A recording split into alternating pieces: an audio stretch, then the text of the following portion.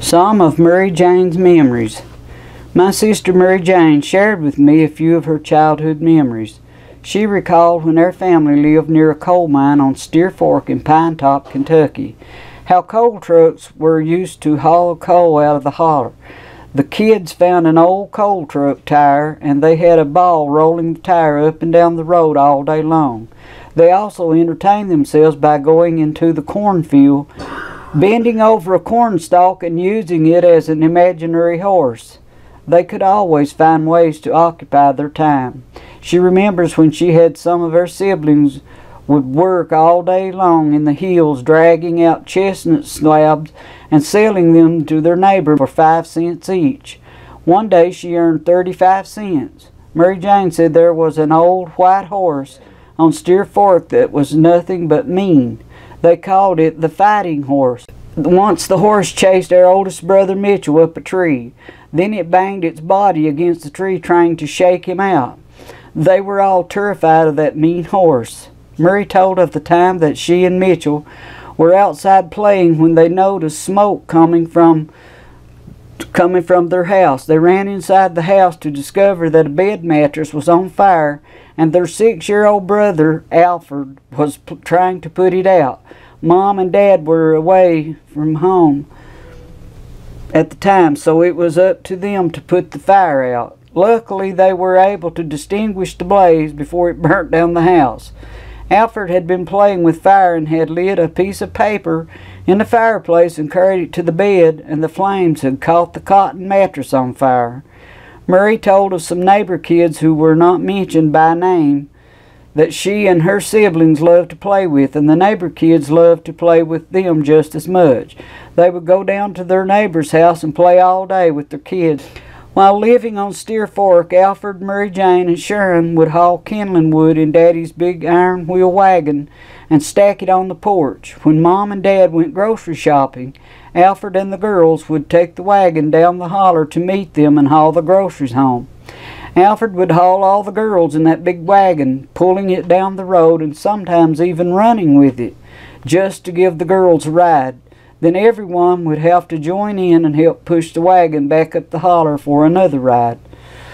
Alfred and Mary Jane would gather firewood for a neighbor woman. They cut the wood off a big log on Betty's branch and then flipped it end over end to get it down the mountain.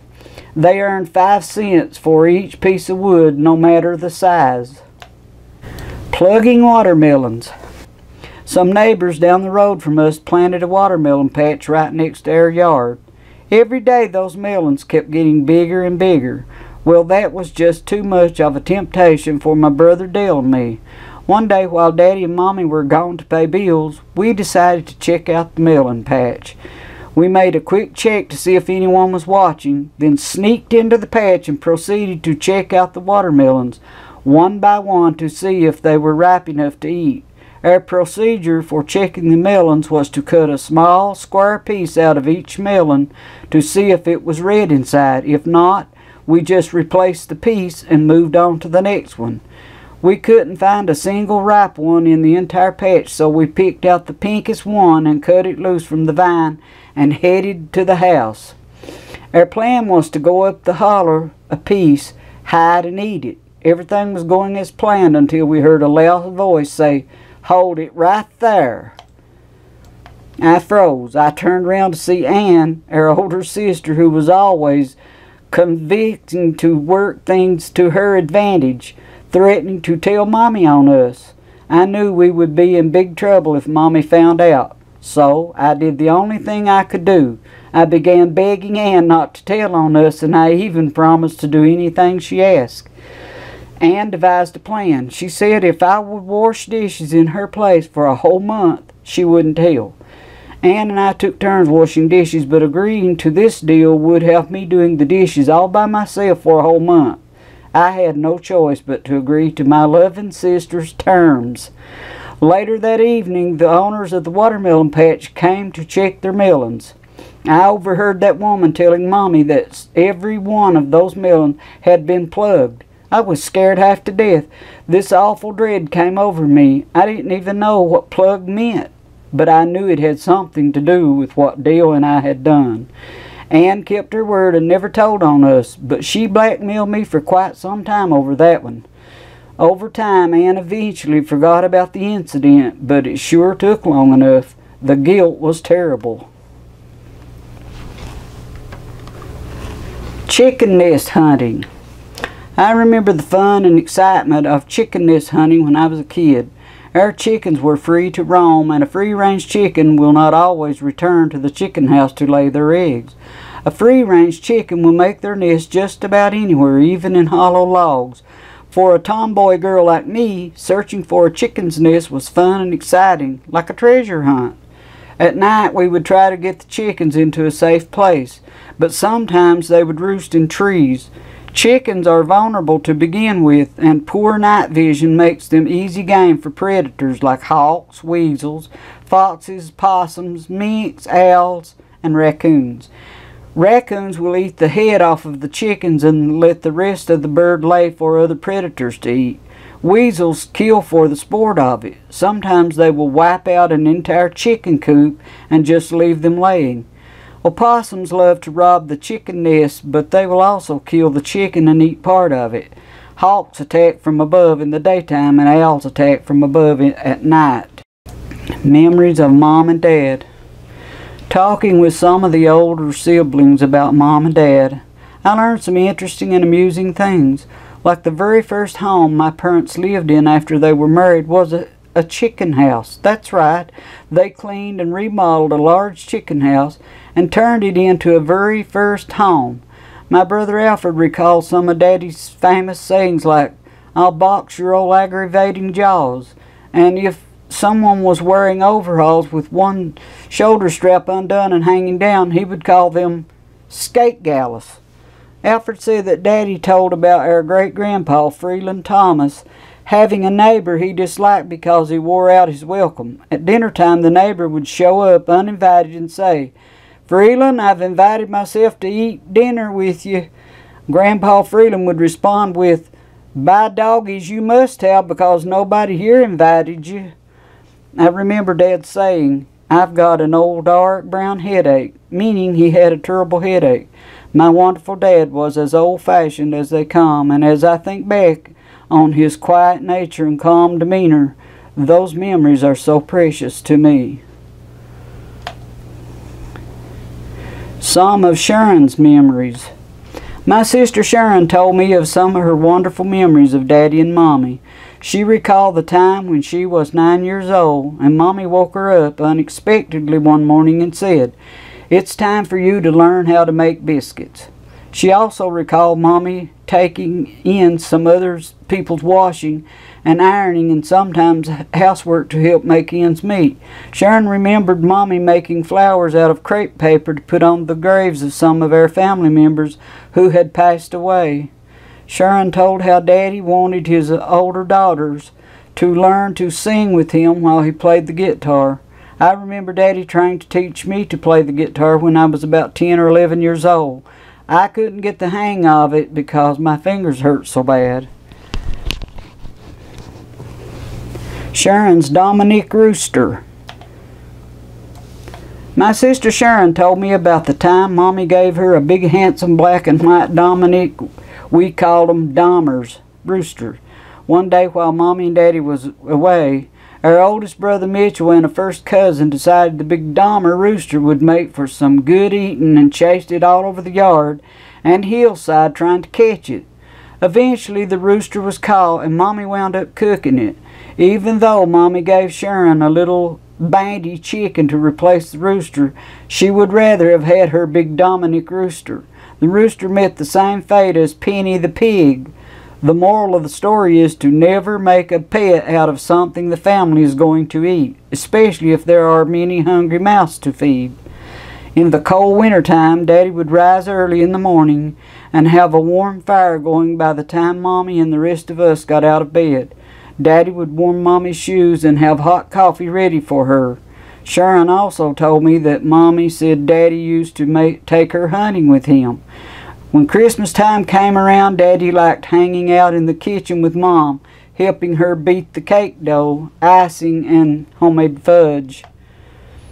Daddy liked sopping the spoon because he loved sweets so much. Our dad was a quiet and shy person with an even temper. It took a lot to get him riled up. Daddy taught us girls about the importance of building a good reputation. He would say, "Pretty is as pretty does." Some of Dale's memories. Some time ago, I was talking to my younger brother Dale about childhood memories, and he told me about his first solo hunting trip. He said that Daddy let him take his shotgun to go squirrel hunting all alone for the first time. Dale had never seen a live squirrel before. The only ones he had ever seen were the dead squirrels that Daddy had already killed from his hunting trips. Filled with excitement, Dale headed off up the mountain, hoping to bag his first squirrel. Quietly walking through the woods, heart pounding with anticipation, Dale scanned the treetops. Suddenly, a squawking sound came from just up the hill. The further Dale walked up the mountain, the louder the noise became. He was starting to get a little scared because he had never heard that noise before. Dale sat down on a log to listen. Then he heard the squawking sound right above him. He looked up, and there was a squirrel fanning its tail wildly in plain sight. Dale began shaking so hard he was having a problem holding the gun steady to take his aim. Trembling, he aimed as best he could and pulled the trigger. A loud boom cut through the silence of the forest. Down from the tree fell the squirrel to the ground. Dale was so excited. Wow, he had just killed his first squirrel. Leaning the shotgun against a tree, Dale ran over and grabbed the squirrel by the tail and took off running down the mountain. He couldn't wait to show Daddy his first kill. Dale excitedly ran into the house, showing off his prize to Daddy and her brother Mitchell. After the excitement died down, Mitchell asked, "Dale, where's the gun?" In his excitement, Dale had forgotten the gun leaning against a tree up on the mountain. Poor Dale had to trudge all the way back up the mountain to fetch Daddy's shotgun. Another memory Dale told me about was when Daddy whittled out a toy wooden shotgun for him. Dale said he played with his toy gun constantly. Then one day some of his friends came up to play, and they went on up the hill above our house under some cliff rocks to play. He said after a while he laid the little wooden gun down and forgot about it. Eventually, Mommy called him to come home to supper, and he forgot his toy gun. Dale said he never got to go back and get his gun. Jesse had it coming. My youngest brother, Jesse Jean, told me about the time Daddy made him a little toy car out of wood and used lids from Maxwell House coffee cans for the wheels. Jesse said he loved that toy better than any he had. Even when someone bought him a new toy car, he still chose the homemade wooden toy over the store-bought one. Jesse was an avid hunter. He loved hunting and fishing just like his older brothers, Alfred and Dale. Jesse was a prankster, and he sure pulled his share of pranks on me. I remember he would catch me standing on the edge of the porch, give me a push, and then catch me before I fell off, saying, "Kathy, you better be careful, you might fall."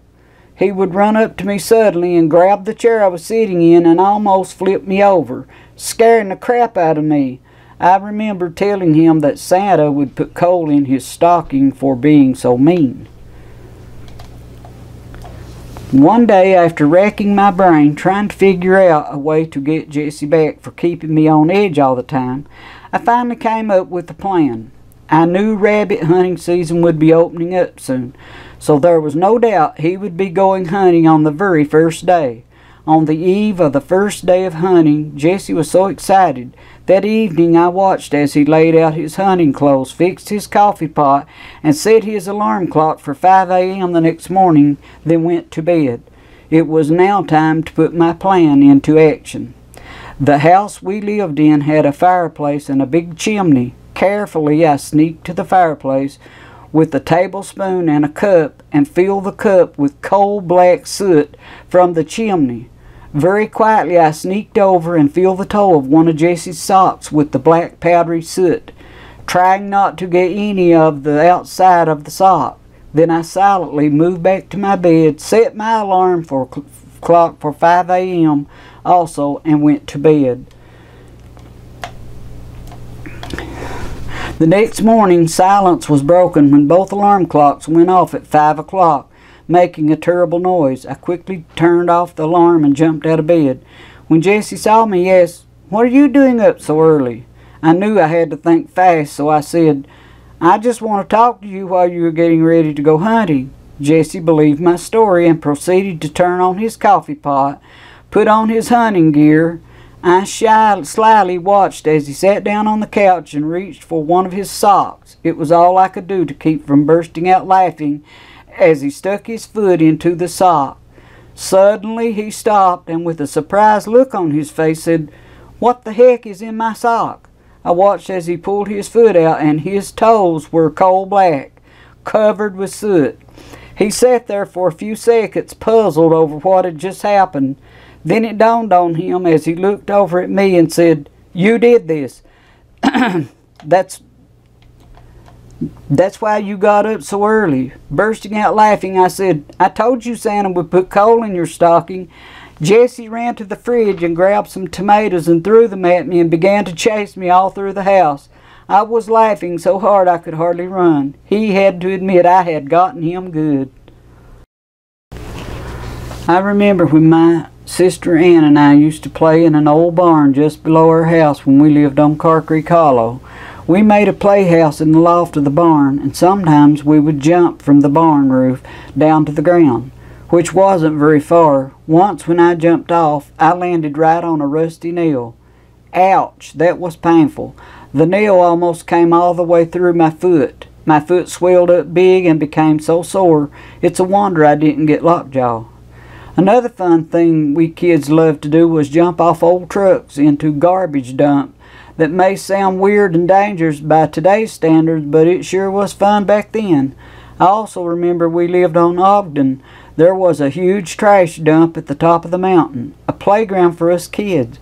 One day we decided to walk up to the dump to see what we could find. We found a large empty box that a refrigerator had came in. One's trash is another's treasure. We tore the box open and made a slide out of it. You talk about fun, we played there all day long. I think that was the only time we ever got to go to the dump.